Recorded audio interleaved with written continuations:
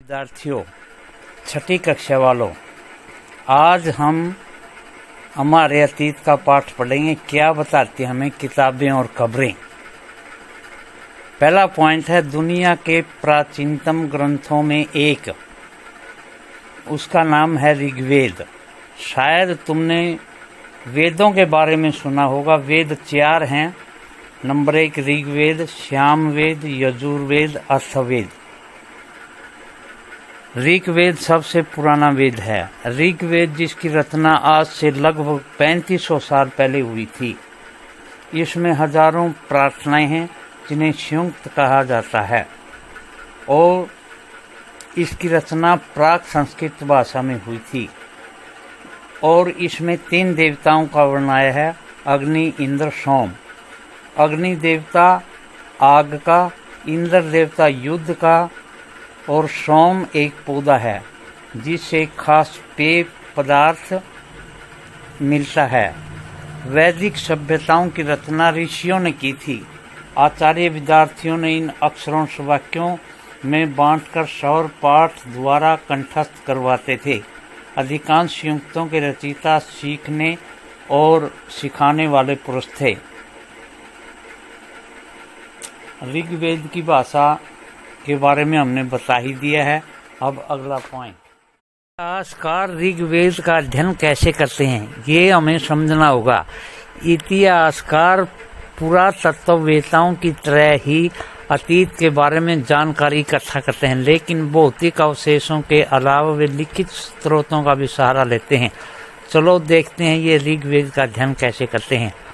ऋग्वेद में कुछ संयुक्त वार्तालाप के रूप में है। विश्वामित्र नामक ऋषि देवी देवताओं के रूप में 2 नदियों व्यास और सतलुज के बीच यह संवाद एक ऐसे ही संयुक्त का अंश है। लिपि का एक पन्ना आपके सामने जो दिया गया है,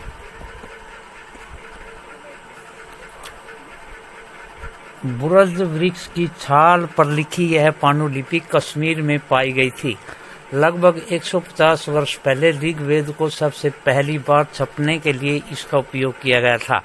इसी पांडुलिपि को देखकर अंग्रेजी अनुवाद तैयार हुआ और यह पांडुलिपि महाराष्ट्र पुणे एवं पुस्तकालय में सुरक्षित है। और रथ, ऋग्वेद में मवेशियों, बच्चों, घोड़ों की प्राप्ति के लिए अनेक प्रार्थनाएं हैं। घोड़ों को लड़ाई में रथ खींचने काम में लाया जाता था। इन लड़ाइयों में मवेशी जीत कर लाए जाते थे। लड़ाइयाँ वैसे जमीन के लिए भी लड़ी जाती थी। जहाँ अच्छे तरगाह होते थे वहाँ पर भी जौ जैसी जल्दी फसलें तैयार की जाती थी। कुछ लड़ाइयाँ पानी के बारे में होती थी जिन्हें दूसरे को बंदी बनाकर लाया जाता था। पानी के लिए युद्ध कहलाता था। युद्ध में जीते गए धन का कुछ भाग सरदार रख लेते थे, अन्य हिंसा पुरोहित रख लेते थे, शेष धन आम लोगों को बांट दिया जाता था।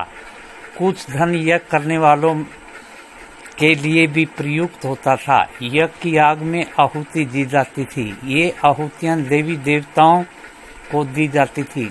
घी, अनाज और कभी कभी जानवरों की भी आहुति होती थी। अधिकांश पुरुष इन युद्धों में भाग लेते थे। कोई स्थायी सेना नहीं होती थी, लेकिन लोग सभाओं में मिलते जुलते रहते थे। युद्ध व शांति के विषय में सलाह मशवरा करते थे। वहाँ के ये ऐसे लोगों को अपना सरदार चुन लेते थे जो बहादुर और कुशल योद्धा हो।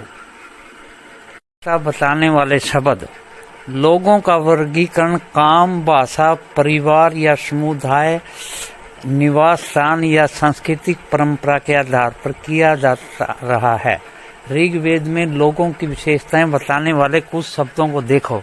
ऐसे समूह जिनका वर्गीकरण काम के आधार पर किया जाता था उन्हें पुरोहित करते थे। कभी कभी ब्राह्मण भी कहा जाता था।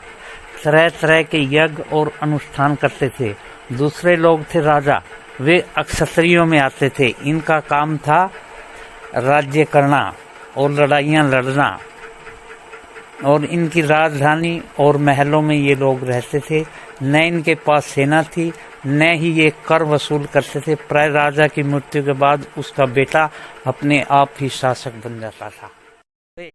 प्रहरी कहानी महापाषाणों की। ये शिलाखंड महापाषाण यानी महा का अर्थ होता है बड़ा, पाषाण का अर्थ है पत्थर, के नाम से जाने जाते हैं। ये पत्थर दफन करने की जगह पर लोगों द्वारा बड़े करीने से लगाए गए थे। महापाषाण कब्र बनाने की प्रथा लगभग 3000 साल पहले शुरू हुई थी। यह प्रथा दक्खन यानी दक्षिण भारत, उत्तरी पूर्वी भारत और कश्मीर में प्रचलित थी। कुछ महत्वपूर्ण महापाषाण पुरास्थलों के मानचित्र 2 में दिखाए गए हैं। कुछ महापाषाण जमीन के ऊपर दिख जाते थे, कुछ महापाषाण जमीन के भीतर भी होते हैं।